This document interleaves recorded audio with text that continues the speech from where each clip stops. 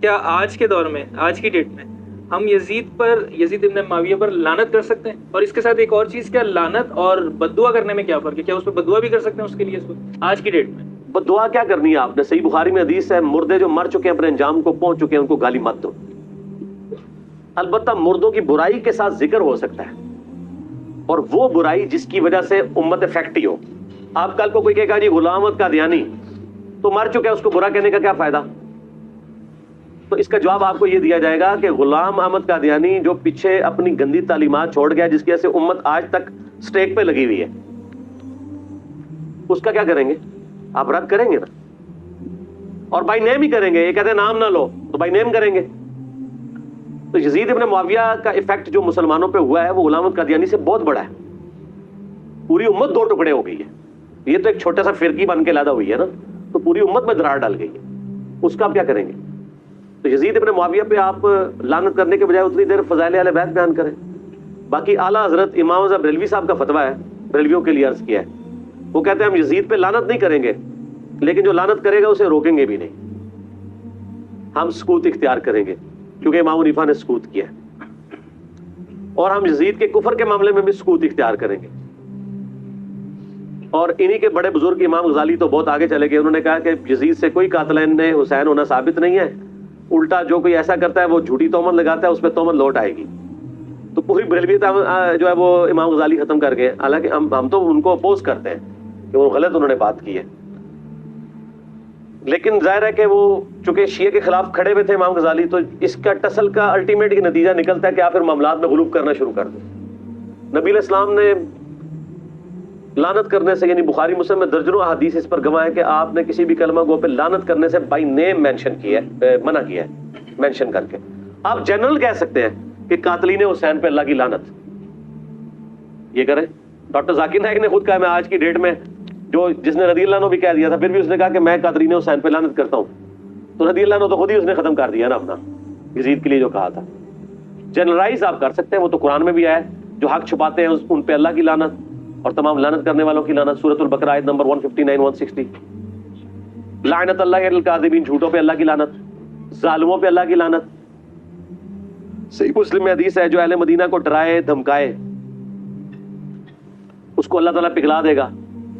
موجم الکبیر طبرانی میں اس کو سپٹ میں حدیثیں ہیں کہ اس پہ اللہ کی لعنت، تمام فرشتوں کی لعنت، تمام لعنت کرنے والوں کی لعنت۔ صحیح مسلم میں حدیث ہے، جو مدینے میں بدعت کو داخل کرے اس پہ اللہ کی لعنت، اللہ کے فرشتوں کی لعنت، اور تمام لعنت کرنے والوں کی لعنت۔ تو اس طرح جنرلائز آپ فارمولے کے طور پہ تو کہہ سکتے ہیں، بائی نیم مینشن کر کے لعنت کرنے کی ضرورت نہیں، لیکن اس کا یہ مطلب نہیں کہ وہ لعنت کا مستحق نہیں ہوا۔ آپ جھوٹ بولیں گے تو میں آپ کو لعنتی نہیں کہوں گا، میں یہ ضرور کہوں گا کہ آپ نے جھوٹ بولا ہے اور قرآن میں جھوٹے پہ لعنت آئی ہے۔ تو یزید نے ظلم کیا ہے، قرآن میں ظالم کے اوپر لعنت آئی ہے۔ یزید نے فساد فی الارض کیا ہے، واقعہ حرہ کی شکل میں، خانہ کعبہ پہ چڑھائی کی شکل میں، اور سب سے بڑھ کر کربلا کی شکل میں، تو وہ لعنت کا مستحق ہو گیا فساد فی الارض کی وجہ سے خود بخود۔ لیکن آپ خود مینشن کر کے نہ کہیں، آپ جنرل یہ بات کریں۔ اور میں تو کہتا ہوں جتنا ٹائم ان لوگوں پہ ضائع کرنا ہے، آپ غلطی ہائی لائٹ کر کے سائڈ پہ ہو جائیں، فضائل اہل بیت بیان کریں، جس طرح ہم برادران یوسف کی غلطی ہائی لائٹ کرتے ہیں قرآن کی روشنی میں، اور آج تک مثالیں دی جاتی ہیں، لیکن آپ برادران یوسف پہ لعنت تو نہیں کر رہے ہوتے ہیں، تو یہ کام نہ کریں۔ اچھا، یزید کے ساتھ بہت سے لوگ نا لفظ استعمال کرتے ہیں پلید کا، یزید پلید، فاسق، فاجر، زانی، اس طریقے کو کہنا کیا مناسب رہے گا؟ پلید تو ہے نا جی، اس نے پلیدی تو کی ہے، اور یہ زیادہ تر اعتراض اس پہ اہل حدیث کریں گے تو ان کو بتائیں کہ آپ کے جو بزرگ ہیں نا انڈیا پاکستان بنگلہ دیش میں، شاہ اسماعیل دہلوی جنہوں نے تقویت الایمان لکھی ہے، ان کی کتاب چھپی ہوئی ہے تذکیر الاخوان ما تقویت الایمان، آرام باغ کراچی سے، میرے پاس وہ پڑھی ہوئی ہے، ہم نے جے پی جی بھی اس کا ایک کلپ میں لگایا تھا۔ وہ تو جب بھی یزید کا نام لیتے ہیں تو لکھتے ہی یزید پلید ہے، حتیٰ کہ انہوں نے جو حدیث مسند احمد میں ہے نا کہ ایک دوپہر عبداللہ ابن عباس نے خواب میں نبی علیہ السلام کو دیکھا کہ خون کی شیشی اٹھائی ہوئی ہے، پرانگدہ بال ہے، اور آپ صلی اللہ علیہ وسلم پریشانی میں کھڑے ہیں، تو وہ کہتے ہیں کہ میرے ماں باپ آپ پہ قربان، آپ کی حالت کس نے کی ہے؟ تو وہ نبی صلی اللہ علیہ وسلم ان کو جواب دیتے ہیں کہ آج میرے حسین اور اس کے ساتھیوں کو قتل کر دیا گیا کربلا میں صبح سے ان کا خون جمع کر رہا ہوں، یعنی ایک تمثیل اللہ نے خواب دکھائی۔ تو ابن عباس کہتے ہیں میں اٹھا، میں نے وہ دن اور تاریخ نوٹ کی، اور بعد میں خبر ملی، ظاہر انٹرنیٹ کا دور نہیں تھا، کچھ ہفتے بعد خبر آئی کہ اسی دن حسین ابن علی کو شہید کیا گیا تھا. اس حدیث کو نقل کر کے شاہ اسماعیل دہلوی تذکیر الاخوان ما تقویۃ الایمان میں لکھتے ہیں کہ یہ حدیث اس بات پر گواہ ہے کہ نبی صلی اللہ علیہ وآلہ وسلم اللہ کی جنتوں میں حسین ابن علی کی شہادت کے اوپر غم زدہ ہیں. اور وہ یزید پلید بار بار یزید پلید کا لفظ لکھتے ہیں. تو وہ پلیدی تو اس نے کی ہے.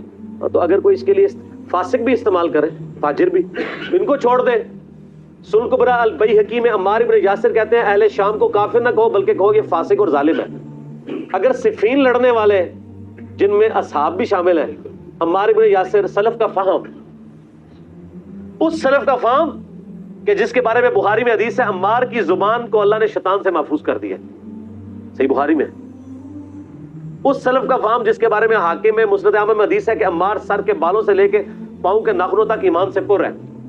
وہ کہہ رہا ہے کہ اہل صفین کو کہو فاسق اور ظالم, کافر نہ کہو. اہل صفین اگر فاسق اور ظالم ہے, ان کا بچہ بچوڑا یزید تو کسی کھاتے میں نہیں آتا. ٹھیک ہو گیا.